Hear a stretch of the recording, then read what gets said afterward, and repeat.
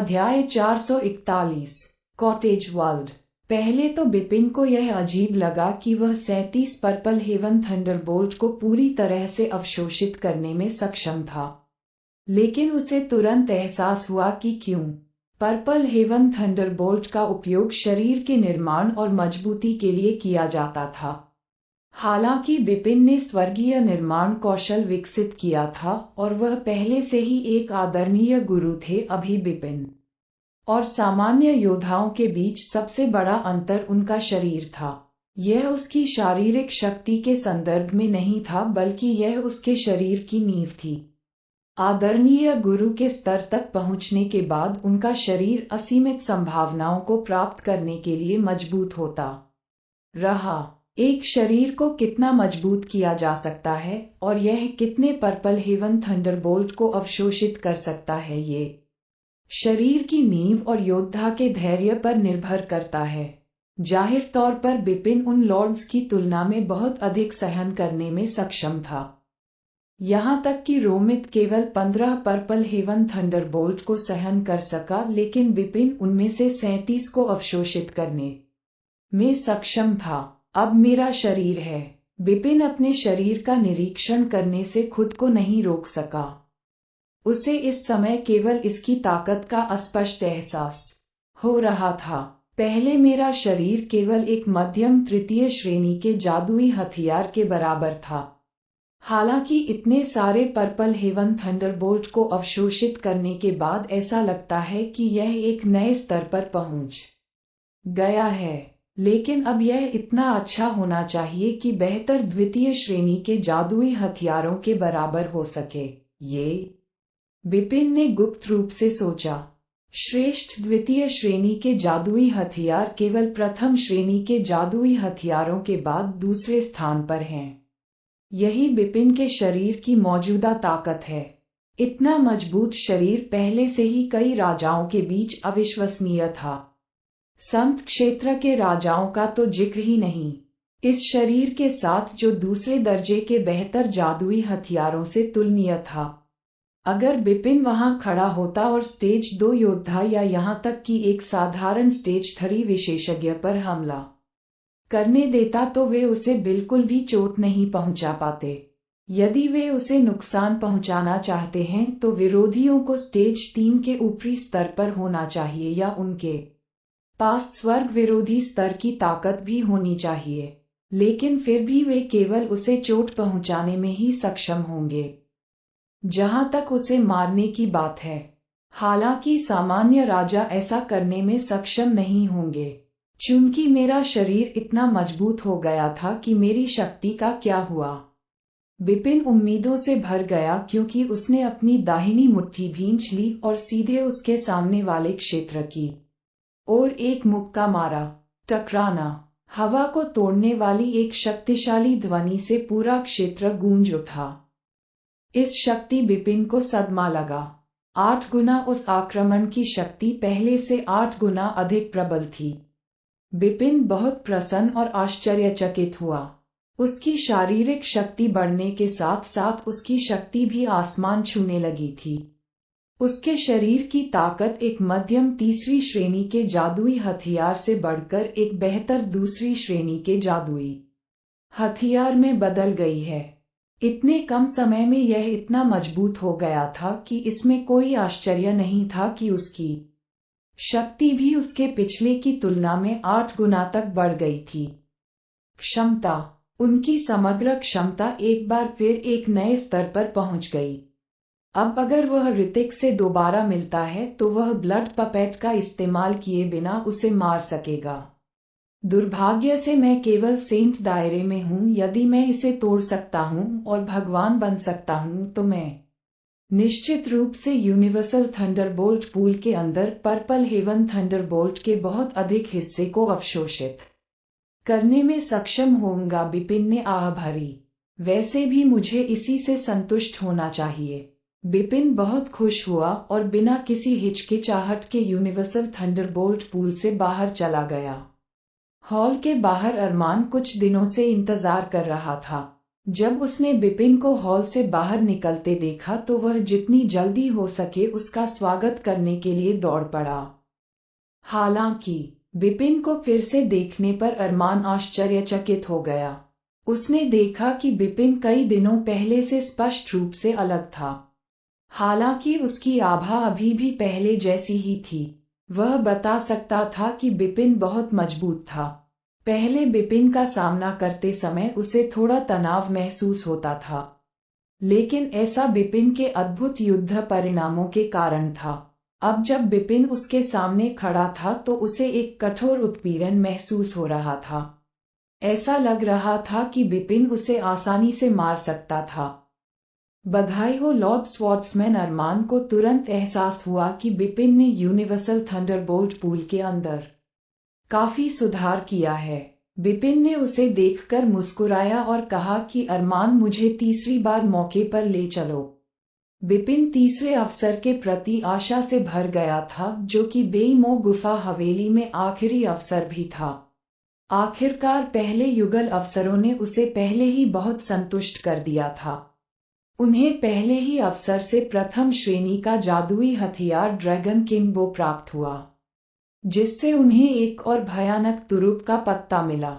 उन्होंने दूसरे अवसर में 37 पर्पल हेवन थंडरबोल्ट को पूरी तरह से अवशोषित कर लिया और अपने शरीर को जबरदस्त रूप से मजबूत किया, जिससे उनकी समग्र क्षमता में काफी सुधार हुआ। इन दोनों अवसरों से उसे पहले ही बहुत फायदा हो चुका था, तो तीसरे का क्या हुआ? अरमान और बिपिन जल्दी से गुफा हवेली के सबसे गहरे हिस्से में एक खुली जगह पर पहुंचे। खुली जगह के बीच में एक फूस की झोपड़ी थी। एक फूस की झोपड़ी। बिपिन को गुप्त रूप से आश्चर्य हुआ। भूषण ने अपनी गुफा हवेली में एक फूस की झोपड़ी छोड़ दी। ये वास्तव में अप्रत्याशित था।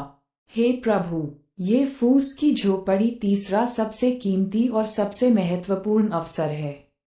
इसके साथ इसका एक नाम भी है। हम इसे कॉटेज वर्ल्ड कहते हैं, अरमान ने कहा। Cottage world? बिपिन को वर्ल्ड ओरिजिन से आश्चर्य हुआ। हाँ, एनफैंड ने सिर हिलाया और कहा कि भूषण विश्व उत्पत्ति की समझ से परे महान ऊंचाइयों तक पहुंच गया है। इन 3 अवसरों में से केवल कॉटेज वर्ल्ड विश्व उत्पत्ति से संबंधित है। मुझे लगता है कि भूषण की गुफा हवेली में आपके आने का कारण विश्व उत्पत्ति को भी समझना है। बिपिन ने हाँ में सिर हिलाया। मुझे नहीं लगता कि कॉटेज वर्ल्ड के अंदर का अवसर आपको बिल्कुल भी निराश करेगा, लेकिन प्रवेश करने से पहले मुझे आपको सूचित करना होगा कि आपको सावधानी से आगे बढ़ने की जरूरत है। हर किसी को कॉटेज वर्ल्ड में प्रवेश करने का केवल एक मौका मिलता है। ये बहुत दुर्लभ है, इसलिए आप, अरमान ने कहा, इस मौके का फायदा उठाना होगा। हे प्रभु, फूस की झोपड़ी में प्रवेश करने पर आपको एक फ्यूटन दिखाई देगा। एक बार जब आप उस पर बैठेंगे तो आप समझ जाएंगे कि कॉटेज वर्ल्ड के बारे में क्या खास है। हालांकि इसके बाद आप तुरंत ही एक हल्की नींद में सो जाएंगे। स्लम्बर? बिपिन ने उत्सुक भाव से उसकी ओर देखा। चिंता न करें, यह नींद निश्चित रूप से कुछ अच्छी है। आप इसे आत्मज्ञान के रूप में ले सकते हैं, और जितना अधिक समय आप नींद में बिताएंगे यह आपके लिए उतना ही फायदेमंद होगा। हालांकि जैसे ही आप जागेंगे अवसर समाप्त हो जाएगा, अरमान ने कहा। बस बिपिन को समझ नहीं आ रहा था कि वह कैसे प्रतिक्रिया दें। अरमान ने बड़ी मुस्कान के साथ कहा, वास्तव में समझने के लिए आपको कॉटेज वर्ल्ड में जाना होगा और स्वयं इसका अनुभव करना होगा। बिपिन ने धीरे से सिर हिलाया। फिर वह धीरे धीरे फूस की झोपड़ी की ओर चला गया। एक बार जब वह सामने के दरवाजे पर पहुंचा तो बिपिन ने एक गहरी सांस ली और दरवाजा खोला और फूस की झोपड़ी में प्रवेश किया। अध्याय 442 नींद। फूस की झोपड़ी के अंदर केवल कुछ साधारण वस्तुएं थीं। जमीन पर एक फ्यूटन, दीवार के पास एक लकड़ी की मेज, मेज पर एक तेल का लैंप और दीवार पर एक तस्वीर थी। फ्यूटन, लकड़ी का टेबल, वॉल लैंप और चित्र छप्पर वाले कॉटेज की सभी वस्तुएं थीं। थैच्ड कॉटेज में प्रवेश करने के बाद बिपिन ने सबसे पहले दीवार पर एक तस्वीर देखी, जिस पर एक ऊंचा पहाड़ था। इस तस्वीर पर बिपिन ने थोड़ा सा भौहें सिकोड़ लीं। चित्र बहुत गूढ़ नहीं था, बल्कि बिपिन के लिए बहुत सामान्य था। वास्तव में ये बिना किसी रहस्य का एक साधारण चित्र था। चित्र बनाने की तकनीक भी बहुत ही अनाड़ी और साधारण थी। इसके अलावा फ्यूटन लकड़ी की मेज और तेल का लैंप भी बहुत सामान्य था। इसमें कुछ भी असाधारण नहीं था, लेकिन बिपिन को स्पष्ट रूप से पता था कि चूंकि वे चीजें यहाँ थीं, इसका मतलब है कि वे सामान्य नहीं थीं। बिपिन सोचने में थोड़ा समय लगाते हुए पीले फ्यूटन की ओर चला और फिर उस पर बैठ गया। बैठते ही बिपिन को लगा जैसे फूस की झोपड़ी बिल्कुल बदल गई हो। बिपिन की आंखों में ये सदमा झलका। उसकी चेतना में फ्यूटन, जो अभी सामान्य था, लकड़ी के टेबल और लैंप और चित्र से जुड़ा था। ऐसा लग रहा था कि चार साधारण वस्तुएं एक ही पल में पूरी दुनिया बन गईं। एक पूरी दुनिया। भगवान! हैरान चेहरे के साथ बिपिन फ्यूटन पर सीधा बैठ गया। वह अदृश्य दुनिया की संरचना को अब और भी अधिक स्पष्ट रूप से महसूस करने में सक्षम था। वह विश्व में व्याप्त विशाल विश्व उत्पत्ति को भी स्पष्ट रूप से महसूस करने में सक्षम था। संसार, यह संसार है। जहाँ जीवन है वहाँ मृत्यु है, जहाँ विनाश है वहाँ सृजन है। हर चीज को गले लगाना। तुरंत ही बिपिन फ्यूटन, लकड़ी के टेबल और लैंप और तस्वीर से बनी दुनिया में खो गया। उसका हृदय पूरी तरह से शांत हो गया और उसकी चेतना धीरे धीरे बेहोश हो गई। थोड़ा समय बीतने के बाद वह सो गया। निद्रालु होना। जो कोई भी कॉटेज वर्ल्ड में ध्यान करता था वह नींद में सो जाता था, और बिपिन भी अब नींद में था। ये स्थिति वास्तव में आत्मज्ञान के समतुल्य एक बड़ा अवसर था। इस अवस्था में जितना अधिक समय रहेगा उतना ही लाभ होगा। अपनी पूरी नींद में बिपिन ने समय बीतने को पूरी तरह से नजरअंदाज कर दिया था। कॉटेज वर्ल्ड के बाहर अरमान को पता था कि बिपिन लंबे समय तक वहां रहेगा, इसलिए वह जल्दी चला गया। मार्क्विस बेमो की गुफा हवेली भी फिर से शांत हो गई थी।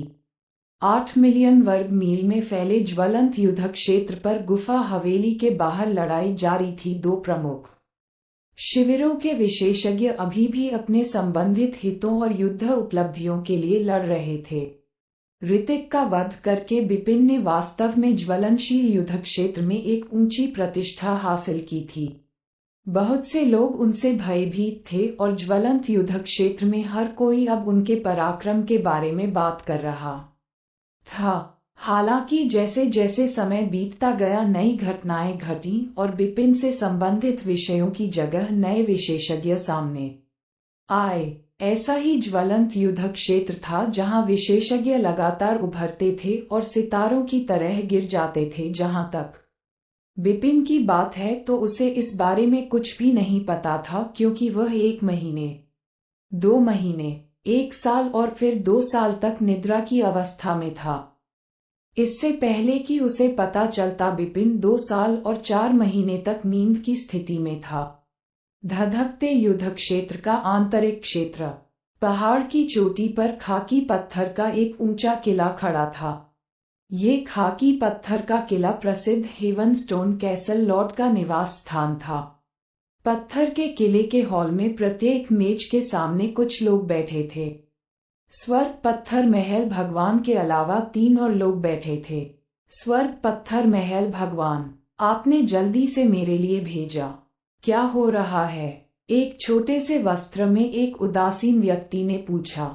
यह उदासीन आदमी और साथ ही अन्य 2 लोग फ्लेमिंग बैटलफील्ड के सभी शीर्ष विशेषज्ञ थे, जिनमें से प्रत्येक अधिपति रैंक में था और हेवनस्टोन कैसल लॉर्ड से ज्यादा कमजोर नहीं था। मार्क्विस पियासू के शिविर में यदि कोई इन लोगों में से किसी एक को मार सकता है तो उसे एक विशेष इनाम मिलेगा। कृपया चिंता न करें, आपके सभी प्रश्नों का उत्तर शीघ्र ही दिया जाएगा। कुल मिलाकर यह आप सभी के लिए एक बहुत ही दुर्लभ अवसर है। हेवनस्टोन कैसल। भगवान रहस्यमय तरीके से मुस्कुराए। हेवनस्टोन कैसल लॉर्ड द्वारा आमंत्रित उदासीन व्यक्ति सहित 3 लोग थोड़ा चिंतित हो गए। कुछ ही देर बाद एक और व्यक्ति हॉल में आया। उसके प्रकट होते ही हेवनस्टोन कैसल लॉर्ड सहित सभी लोग खड़े हो गए। मास्टर अर्नव, हेवनस्टोन कैसल लॉर्ड ने विनम्रतापूर्वक कहा। मास्टर अर्नव, उदासीन व्यक्ति सहित 3 आमंत्रित लोग सभी सम्मानित थे। अर्नव मार्क्विस कैंग्यू के शिविर से था और वह उनके 2 स्वर्ग विरोधी विशेषज्ञों में से एक था। मूल रूप से मार्क्विस कैंग्यू के शिविर में 3 स्वर्ग विरोधी विशेषज्ञ थे। हालांकि ऋतिक का वध हो गया था, इसलिए केवल 2 ही बचे थे। फ्लेमिंग बैटलफील्ड में हेवनस्टोन कैसल लॉर्ड के साथ साथ तीनों लोगों को अधिपति कहा जाता था, लेकिन फिर भी उन्हें स्वर्ग विरोधी विशेषज्ञ के सामने सम्मानजनक होना पड़ता था। सोमित, आप मेरे स्वभाव को जानते हैं। यदि आपके पास कुछ ऐसा नहीं है जिसमें मेरी रुचि हो तो मुझे डर है कि आपको परिणाम पसंद नहीं आएगा। अर्नव का शॉट हेवनस्टोन कैसल लॉर्ड पर ठंडी आंखों से एक नजर। मास्टर अर्नव, आप और बाकी 3 निश्चिंत रह सकते हैं। हेवनस्टोन कैसल भगवान मुस्कुराए और बोले, चूंकि मैंने तुम्हें यहाँ आमंत्रित किया है तो निश्चित रूप से कुछ बहुत खास है। यहाँ बात करना बेकार है। कृपया मेरे पीछे आओ और आप समझ जाएंगे। मुझे यकीन है कि आप होंगे संतुष्ट। ये सुनकर अर्नव ने हल्का सा सिर हिलाया। हेवनस्टोन कैसल लॉर्ड तुरंत अर्नव और अन्य को आंतरिक क्षेत्र के सबसे गहरे हिस्से की ओर ले गए। आधे दिन की यात्रा के बाद आखिरकार वे एक दरार पर पहुंचे। ये दरार सभी दिशाओं में पहाड़ों से घिरी हुई थी और कुछ ही पेड़ों वाले बंजर क्षेत्र में स्थित थी। सोमित, तुम हमें यहाँ क्यों ले जाते हो? अर्नव ने एक नजर नीचे दरार पर डाली। आंतरिक क्षेत्र बहुत विशाल था और नीचे की तरह कई समान दरारें थीं जिनमें कोई असाधारण विशेषताएं नहीं थीं। हेवनस्टोन कैसल भगवान रहस्यमय तरीके से मुस्कुराए और कोई जवाब नहीं दिया। फिर वह सीधे दरार के नीचे की ओर कूद गए, जहां वह कुछ पत्थर की दीवारों को थपथपाने के लिए आगे बढ़े और अपने पीछे कई हाथों के निशान छोड़ दिए। इसी समय एक पत्थर की दीवार पर एक प्रभावशाली गुप्त प्रविष्टि दिखाई दी। वह प्रवेश क्षैतिज नहीं था बल्कि ऊर्ध्वाधर था, जो दरार के नीचे तक पहुंच रहा था। हालांकि यह स्पष्ट रूप से देखने के लिए बहुत गहरा था। केवल एक चीज दिखाई दे रही थी, वह था पूर्ण अंधकार। यह क्या है? जब अर्नव और अन्य लोगों ने अचानक प्रवेश को आते देखा तो उनके भाव अजीब हो गए। ये प्रवेश क्या? अर्नव की पुतलियां अचानक से कुड़ गईं। मास्टर अर्नव, आप सही कह रहे हैं, यह एक गुफा हवेली हेवनस्टोन कैसल का प्रवेश द्वार है, भगवान ने कहा और मुस्कुराए।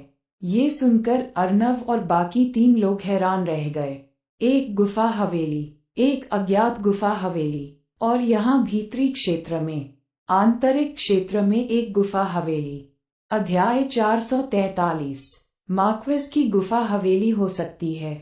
हालांकि ज्वलंत युद्ध क्षेत्र की 330 गुफाओं में से अधिकांश प्रकाश में आ गई थीं या मिल गई थीं, उनमें से कुछ अभी भी छिपी हुई थीं। आमतौर पर एक नई मिली गुफा हवेली ने अर्नव और अन्य लोगों को इतना आश्चर्यचकित नहीं किया होगा, लेकिन उनके विश्वास से परे ये था कि हवेली आंतरिक क्षेत्र में थी। आखिरकार दोनों खेमों के नियंत्रण वाली लगभग सभी हवेलियां बाहरी क्षेत्र में या यहां तक कि युद्ध के मैदान के किनारे पर पाई गईं। किसी ने नहीं सोचा था कि कोई अपनी हवेली को आंतरिक क्षेत्र में छोड़ देगा, जहां 322 विशेषज्ञों के बीच अंतिम लड़ाई होगी। बादल क्षेत्र और महान दानव डी जिंग घटित हुए थे, इसलिए उनकी आंखों के सामने की हवेली आंतरिक क्षेत्र में पाई गई पहली हवेली थी। सोमित, क्या तुम्हें यकीन है कि यहाँ एक हवेली है? अर्नव ने आखिरकार पूछा। मुझे यकीन है कि हेवनस्टोन कैसल लॉर्ड ने गंभीरता से सिर हिलाया था। ये संयोग ही था कि मुझे ये हवेली मिली और मैंने तुरंत इसके अंदर जांच की, लेकिन मैं ये पता नहीं लगा सका कि मालिक कौन था क्योंकि मुझे गार्डों ने बाहर निकाल दिया था।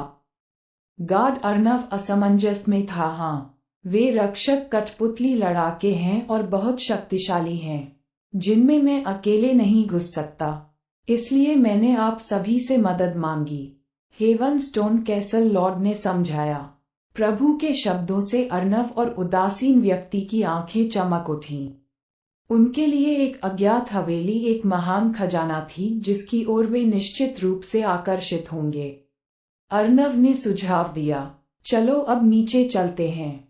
पांचों लोग तुरंत दरार के नीचे उतरे। फिर वे दीवार के प्रवेश द्वार से गुजरे और अपना साहसिक कार्य शुरू किया।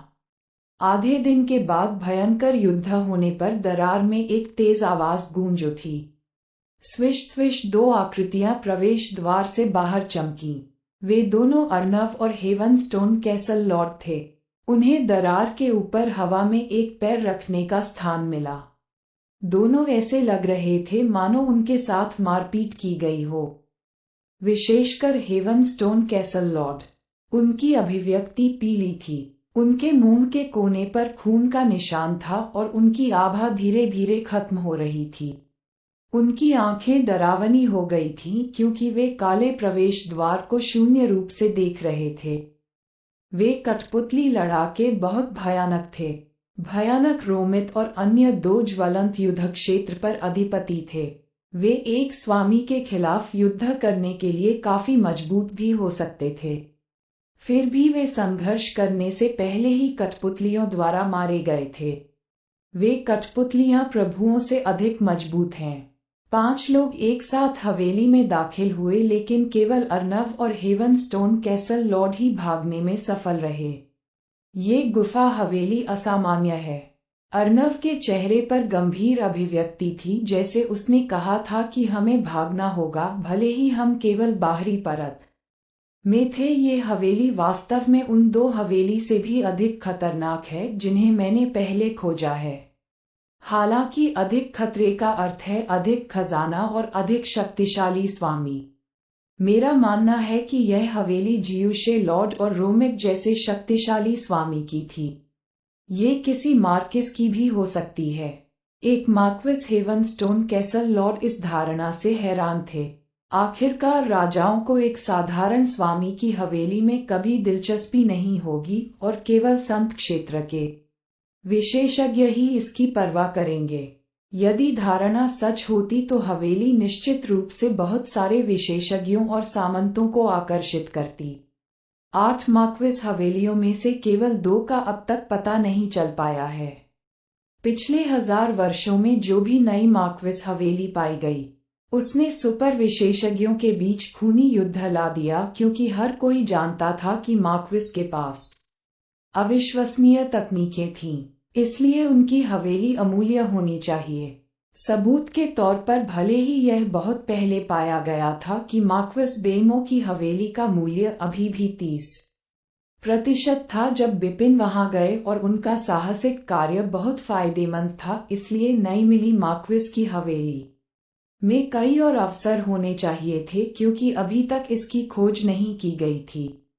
इस हवेली में अवसर हमारे लिए नहीं है, अर्नव ने हौंफते हुए कहा। हेवन स्टोन कैसल लॉर्ड ने उसके शब्दों को स्वीकार करते हुए सिर हिलाया। वे दोनों इस तथ्य के बारे में स्पष्ट थे कि वे सामान्य राजाओं की तुलना में थोड़े अधिक मजबूत थे और अंदर ही अंदर अपनी जान नहीं गंवाएंगे। लेकिन उनके लिए किसी भी अवसर का लाभ उठाना अभी भी असंभव था।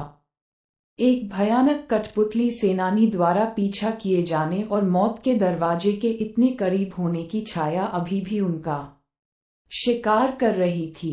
चलो पहले खबर भेज देते हैं, अर्नव ने बेबसी से कहा। तभी उन्हें एक आवाज सुनाई दी जिसमें कहा गया कि हेवन स्टोन कैसल भगवान और अर्नव आप यहाँ क्या कर रहे हैं। आवाज के साथ ही काले बालों वाला एक सुंदर युवक अपनी पीठ पर एक लंबा भाला लेकर उनके पास आया। अरे नहीं! उस आदमी को देखने के बाद अर्नव और हेवन स्टोन कैसल लॉर्ड दोनों के चेहरे पर उदासी छा गई। उन्हें पता था कि वे अब इस खबर को छिपा नहीं सकते। युवक दरार के पास पहुंचा और दीवार पर प्रवेश द्वार देखा। पिछले विस्फोट ने प्रवेश द्वार को बड़ा कर दिया था और उसके बाद के विस्फोट ने युवाओं का ध्यान आकर्षित किया। क्या ये कोई हवेली है? युवक ने अपनी आंखें फैलाई। भीतरी क्षेत्र में एक हवेली। लानत है।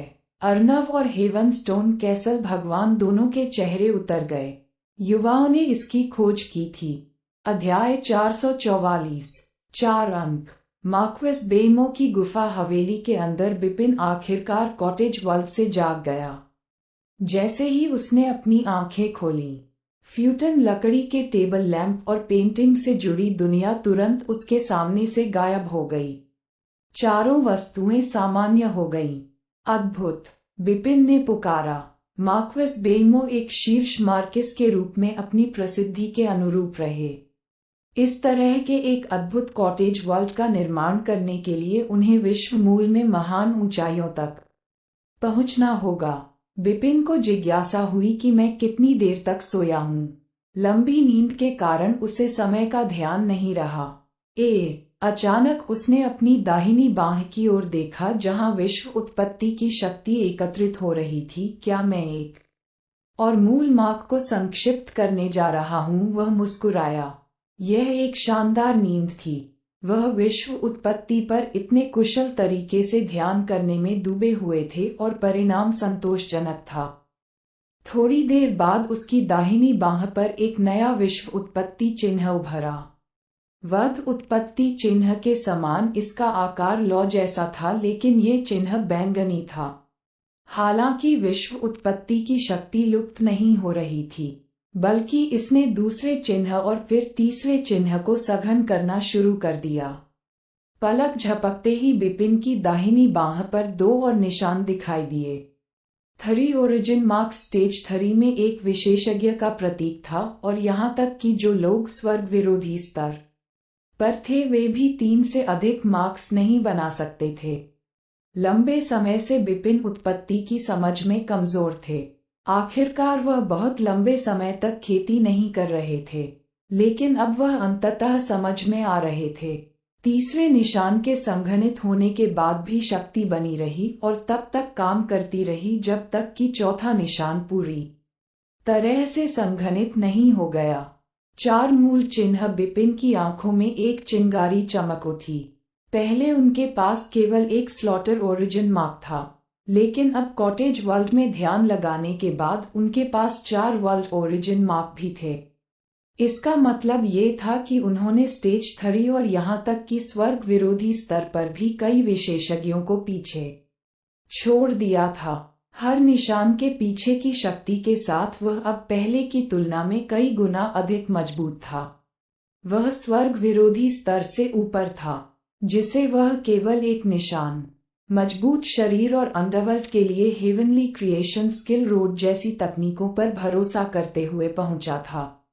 और इसी तरह एक साधारण योद्धा को स्वर्ग विरोधी स्तर तक पहुंचने के लिए 3 मूल चिन्हों को संक्षेपित करना होगा और अपनी आत्मा को जागृत करना होगा। मेरे लिए 4 मूल चिन्हों को संघनित करना ही पर्याप्त होना चाहिए, बिपिन ने विचार किया। निसंदेह वह यह नहीं भूला कि उसके पास वध उत्पत्ति चिन्ह भी था, लेकिन विभिन्न मूलों की शक्ति को जोड़ा नहीं जा सका, इसलिए वह अधिकतम केवल 4 अंक ही लगा सका। फिर भी इससे ये तथ्य नहीं बदला कि वह स्वर्ग विरोधी स्तर तक पहुंच गया था।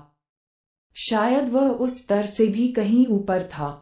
स्वर्गीय निर्माण कौशल के लाभ के साथ और यूनिवर्सल थंडरबोल्ट पूल में अपने शरीर को मजबूत करने के कारण वह एक सामान्य विशेषज्ञ की तुलना में 1 दर्जन गुना अधिक शक्तिशाली था।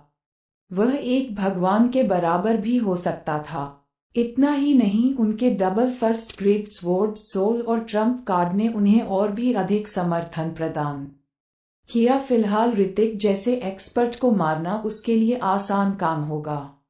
ऐसा कहा जाता है कि संत क्षेत्र का कोई भी विशेषज्ञ कितना भी शक्तिशाली क्यों न हो, उसके पास किसी स्वामी को हराने का कोई मौका नहीं है, क्योंकि एक न पाटने योग्य अंतर है जो उन्हें अलग करता है। हालांकि मुझे लगता है कि मेरी वर्तमान ताकत उस विश्वास को नष्ट करने के लिए पर्याप्त है।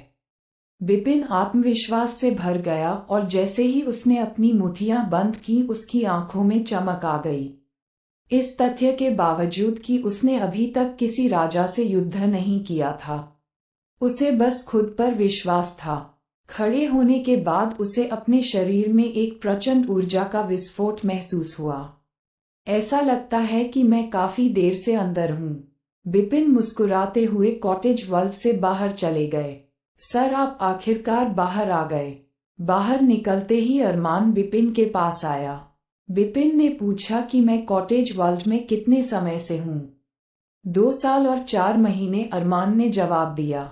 इतनी देर तक बिपिन आश्चर्यचकित रह गया। जितना समय उसने सोचा था उससे कहीं ज्यादा समय बीत गया। क्या अधिक समय तक रुकना बेहतर नहीं होगा? अरमान मुस्कुराए बिना नहीं रह सका। बिपिन अवाक रह गए। उन्होंने अरमान को एक इंटरस्पेशियल अंगूठी दी और कहा कि इस अंगूठी में कुछ कच्चे रत्न हैं। कृपया इसे मेरे मार्गदर्शन के लिए मेरे पुरस्कार के रूप में लें जब मैं यहाँ था। अरमान ने अंगूठी स्वीकार कर ली और अपनी चेतना का उपयोग करते हुए उसमें रखी वस्तुओं का निरीक्षण करने के बाद उसकी आंखें चमक उठीं। धन्यवाद सर, आप थोड़ी देर और अंदर क्यों नहीं रहते?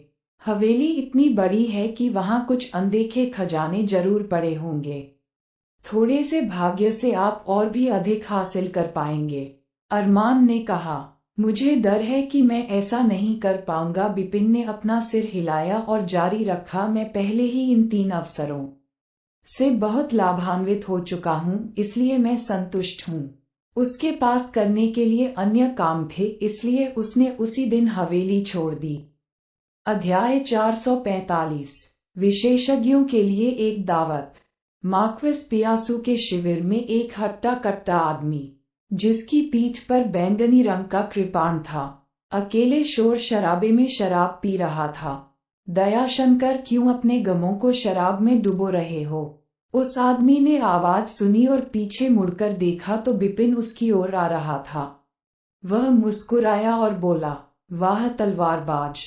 बिपिन ने भी उस आदमी को देखकर मुस्कुराया और उसकी ओर चलना जारी रखा। दयाशंकर, तुम्हें आखिरी बार देखे हुए काफी समय हो गया है। वास्तव में उन्हें एक दूसरे को आखिरी बार देखे हुए 3 साल हो गए थे। वे एक समूह के हिस्से के रूप में फ्लेमिंग बैटलफील्ड में आए थे, लेकिन 3 साल पहले बिपिन आंतरिक क्षेत्र में जाने के लिए निकल गए थे, जबकि दयाशंकर और शिशिर बाहरी क्षेत्र में रुके थे। बिपिन ने पूछा कि शिशिर और बाकी लोग कहाँ हैं? ये नाम सुनते ही दयाशंकर की आंखों के सामने अंधेरा छा गया। उनकी 1 साल पहले मौत हो गई थी और मयूर वैभव और मैं ही बचे थे। वह उसी साल सर एक्स के साथ हमारे क्षेत्र में वापस चली गईं। अफसोस, बिपिन ने उदास होकर सिर हिलाया। ज्वलंत युद्ध क्षेत्र खतरों से भरा था और हर कोई किसी भी समय अपनी जान गंवा सकता था।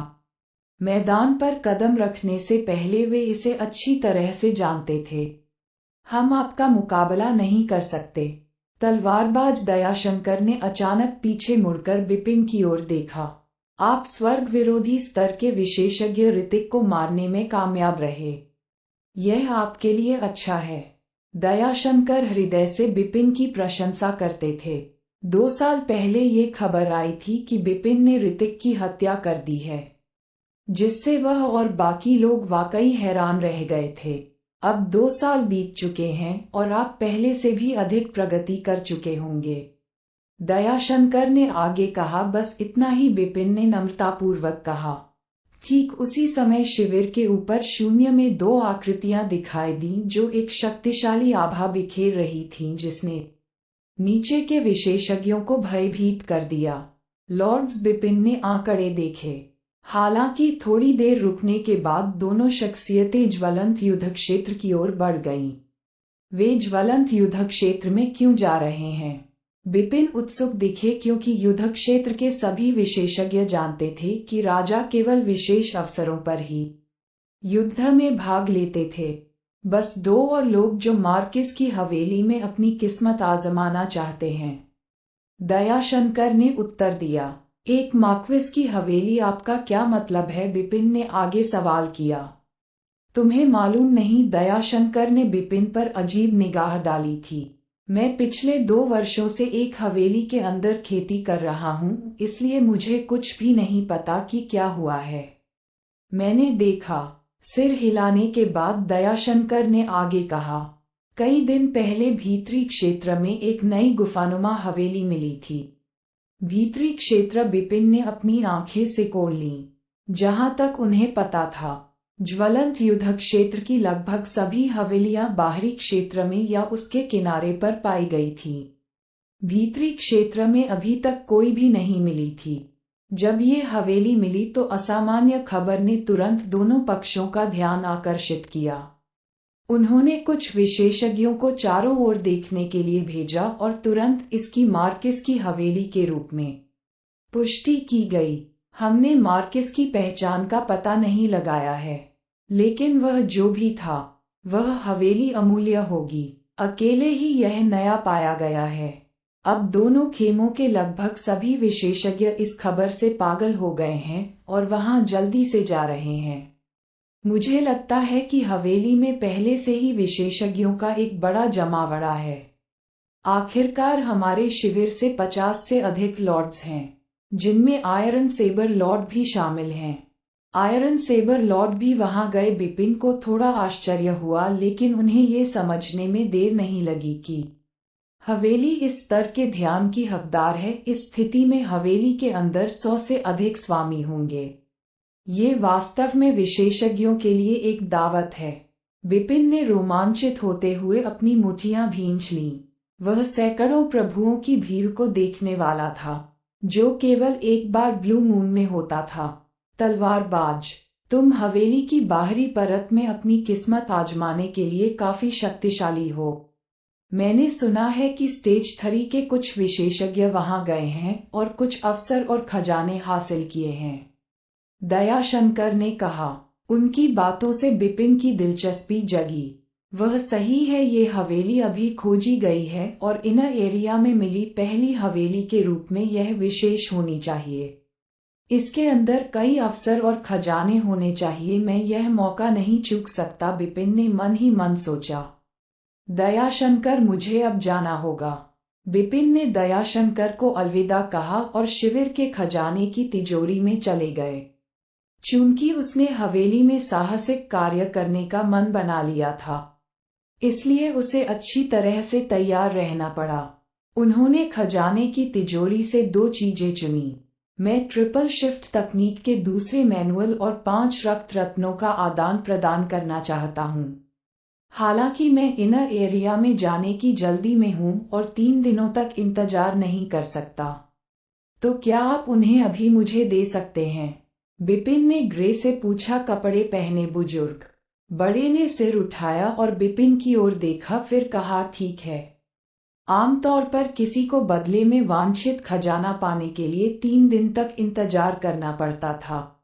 यदि बिपिन स्वर्ग विरोधी स्तर पर शीर्ष 4 प्रतिभाओं में से एक के बजाय उनके शिविर में एक साधारण विशेषज्ञ होता तो बड़े ने उसके अनुरोध को स्वीकार नहीं किया होता। बिपिन ने अपनी युद्ध उपलब्धि से वस्तुओं का भुगतान किया। वर्तमान में उसके पास प्रचुर मात्रा में युद्ध उपलब्धियां थीं। उसने जियुशे गुफा हवेली में 10,000 अंक प्राप्त किए थे और स्टेज 3 के शिखर पर एक विशेषज्ञ ऋतिक को मारने के लिए एक निश्चित संख्या प्राप्त की थी। वे युद्ध उपलब्धियां उसके लिए दूसरी पाली के मैनुअल के बदले में पर्याप्त से अधिक थीं। इसलिए उसने शेष उपलब्धियों को रक्त रत्नों पर खर्च कर दिया। हालांकि उसके पास अभी भी कुछ रक्त रत्न थे। यह विचार करने के बाद कि वह राजाओं से भरी जगह पर जा रहा है और उसे अपने रक्त कठपुतली का उपयोग करने की आवश्यकता हो सकती है और अधिक रक्त रत्न आवश्यक हो सकते हैं।